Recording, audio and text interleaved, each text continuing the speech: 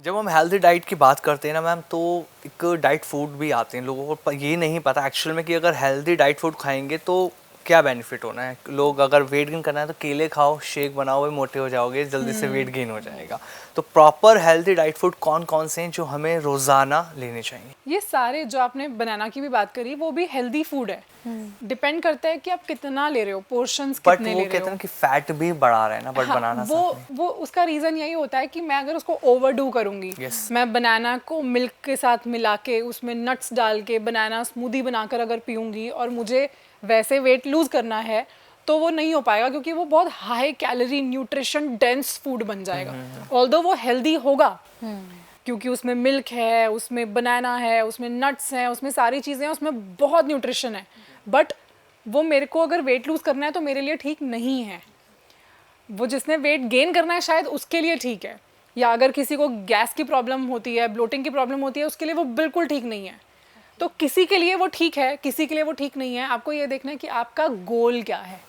अगर मेरा गोल weight lose करना है तो मुझे लो कैलोरी फूड लेने हैं, बहुत सिंपल सी बात है। और मेरे को वेट गेन करना है तो मुझे कैलोरीज, हाई कैलोरीज फूड लेने हैं ताकि मैं कैलोरीज का सरप्लस क्रिएट कर सकूं। तो अगर हम हेल्दी डाइट फूड की बात करें, विच मीन्स अगर आप ये पूछना चाह रहे हो कि ऐसे फूड जो हेल्दी भी है मगर कैलोरी में कम है, तो ऐसे बहुत सारे फूड जाते हैं, जैसे कि ग्रीन वेजिटेबल्स। ये सारी अगर आप इतनी ढेर सारा बोल भर के भी ग्रीन वेजिटेबल्स का लेते हो तो उसमें कैलोरीज बहुत कम होती हैं और बहुत ज़्यादा न्यूट्रिशन होता है।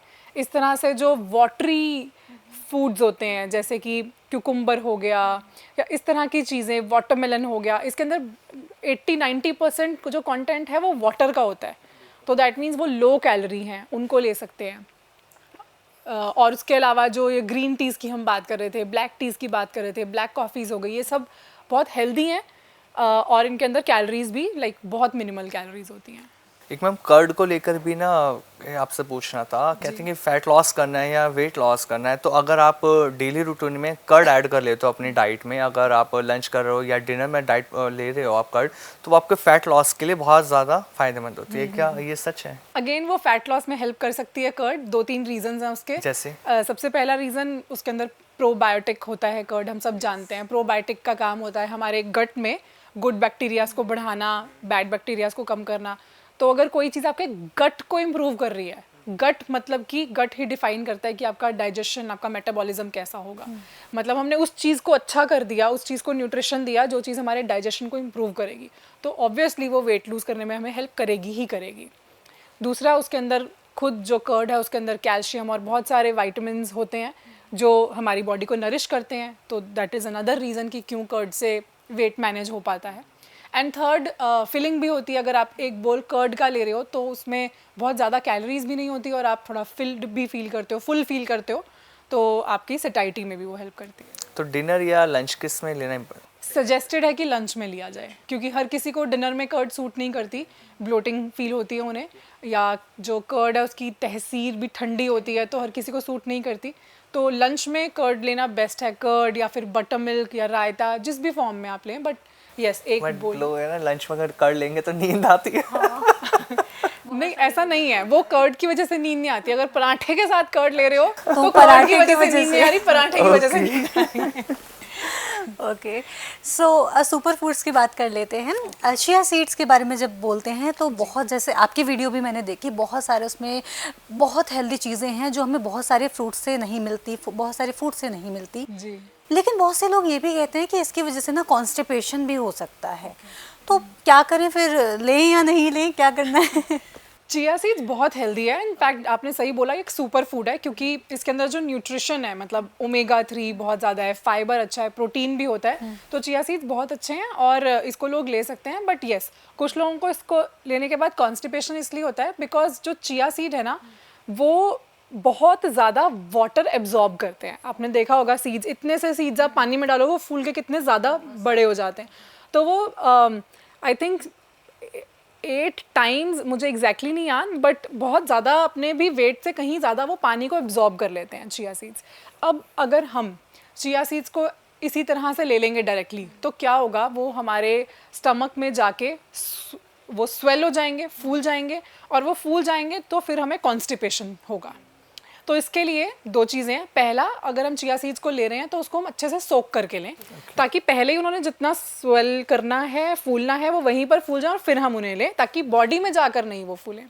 सेकंड, चिया सीड्स लेने के साथ हमें वाटर इनटेक को अच्छा रखना चाहिए, ताकि इजीली वो फ्लश आउट हो और वो हेल्प करे। In fact it's rich in fibre, तो ये बहुत हेल्प करता है डाइजेशन में। तो क्या ओवरनाइट सोक कर सकते हैं? कितना सोक करना है इनको भी? आई थिंक 2 से 4 घंटे के बीच में सही है। अगर आप ओवरनाइट सोक कर सकते हैं तो वो भी ठीक है, but 2 hours 3 hours up to 4 hours it's fine. वो अच्छे से फूल जाते हैं उन्होंने जितना फूलना होता है। एक मैम कोलेस्ट्रॉल को लेकर भी ना बहुत ज़्यादा प्रॉब्लम लगातार बढ़ रही है। कोलेस्ट्रॉल की प्रॉब्लम सबसे ज़्यादा हम देखते हैं फीमेल्स में भी बढ़नी शुरू हो चुकी है, और इससे हार्ट अटैक की प्रॉब्लम आने लग जाती है लोगों को। तो कोलेस्ट्रॉल को कम कैसे किया जा सकता है? हेल्दी डाइट कौन सी हम लें? डेली रूटीन में क्या बदलाव करें, या कोई योग हमें करना चाहिए जिससे कोलेस्ट्रॉल हमारा कम रहे? जो कोलेस्ट्रॉल जो बढ़ता है वो हम LDL की बात कर रहे हैं, जो लो डेंसिटी लिपोप्रोटीन जिसे कहते हैं।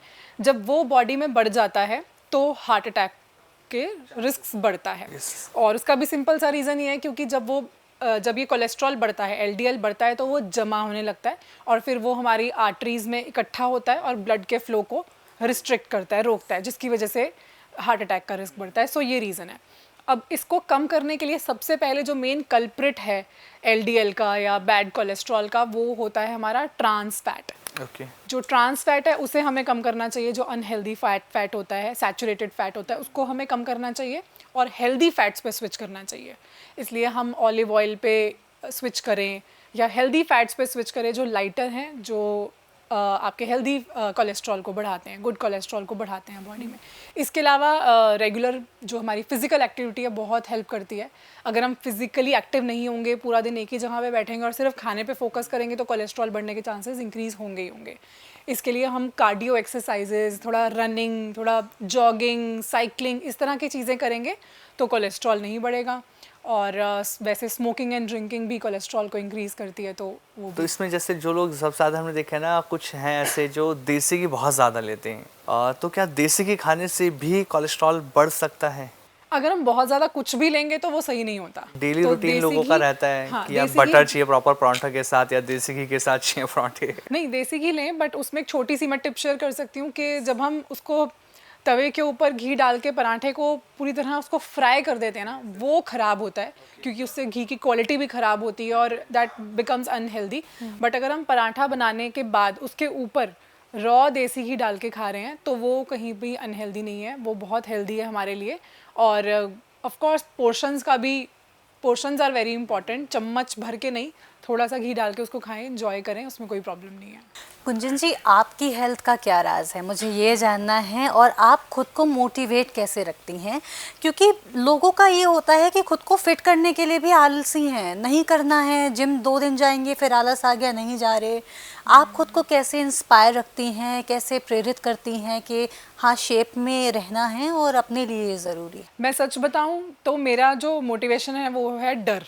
अच्छा। और वो डर इसलिए क्योंकि मैंने बहुत मुश्किल से अपना वेट लूज़ किया। मतलब पहले मैं ओवरवेट थी, और जब मुझे नहीं पता था कि वेट लूज़ करना क्यों ज़रूरी है या किस तरह से करते हैं, और उसके बाद जब वो मैंने जर्नी कवर की, अब मैं उस स्टेज में वापस नहीं जाना चाहती। मुझे पता है कि उस टाइम पे कितनी प्रॉब्लम्स थी, कितनी हेल्थ इश्यूज़ थे, मेरा कॉन्फिडेंस नहीं था, और PCOD, बहुत सारे मूड स्विंग, स्ट्रेस, बहुत ज़्यादा ये सब इश्यूज़ थे।